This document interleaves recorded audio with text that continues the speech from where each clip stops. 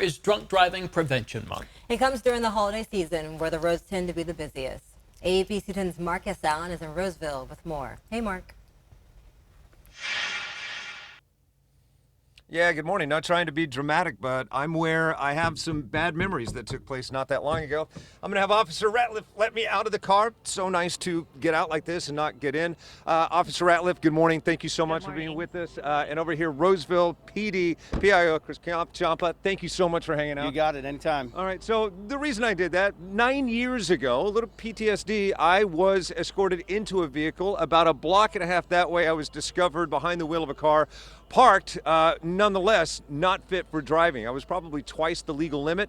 I vowed on that day to do what I could for the community that day and every day thereafter to remind people, don't drink and drive. It's never been easier not to, however, people still do it. Let me tell you this, no matter where you're watching right now, keep your friends and family and yourself from drinking and driving, but especially in Roseville, beware. The highest conviction rate of the state of California are where we are as I speak. Absolutely, it's because we have a great district attorney and we have a city that cares and a community that cares. Yeah, I think state average is about 64%. Here in Roseville, it's 88% conviction rate.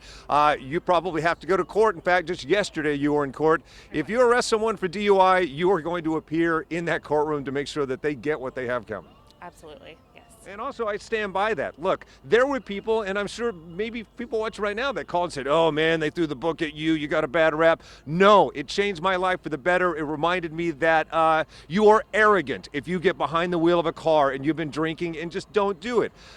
Sadly, not that long ago, you were at a fatality, DUI related. How does it make you feel? What goes through your head when you see people do this repeatedly?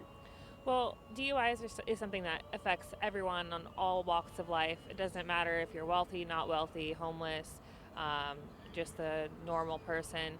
It's a decision that anyone can make at any time, and I urge people to make the right decision and to not drink and drive. That way you don't hurt someone that's innocent. Yeah, and you know, I want to say the good news is the numbers are coming down, but the fact that there's still a stat at all, like what number of deaths and fatalities is acceptable? None. Absolutely none. We want to prevent it. You know, we want people to make smart decisions and have fun, but still prepare and make smart decisions.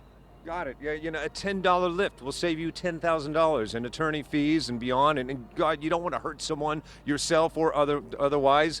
We all have friends and family, and also we know that person that's probably at risk. So what can we do for that aunt, that uncle, that niece, that nephew that typically goes a little bit bigger this holiday season? You know, really just watch out with them and talk with them and really look out for them. You can always call your family member an Uber or Lyft as well. You know, it doesn't have to be your decision, but, you know, just look out for people. Yeah, exactly. 'Tis the season. Let's keep it joyful and triumphant. Roseville, a beautiful place to live. Officer, thank you for keeping the streets safe here. Yeah, so again, very Roseville-specific message, only because that's where my story started 9 years ago. But wherever you are right now, save yourself, save others. Do not drink and drive.